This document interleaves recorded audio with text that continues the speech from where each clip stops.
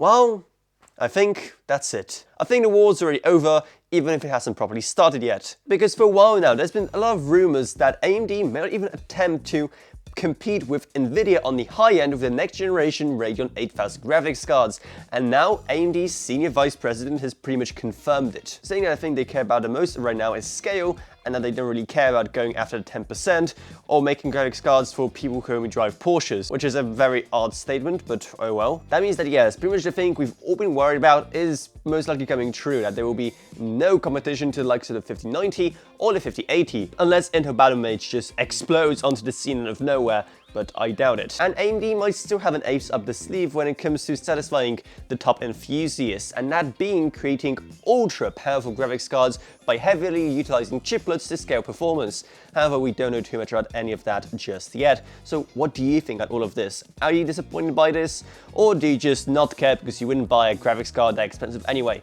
Let me know down in the comments below, and maybe check out our Patreon so you can test Radeon 8000 whenever it comes out. Plus huge thanks to Gavin Burns, Jason Rage, Ella Vroniak, Bartosz Rauke, Patrick Harrison, Not a Pseudonym, Meg Sumner, Shane Allcroft, Level Up, and Robert Sanders. But anyway, that's about it, so I hope you enjoyed this video. If you did, remember to subscribe, like, whatever, and I'll see you all in whatever I make next. Goodbye everyone.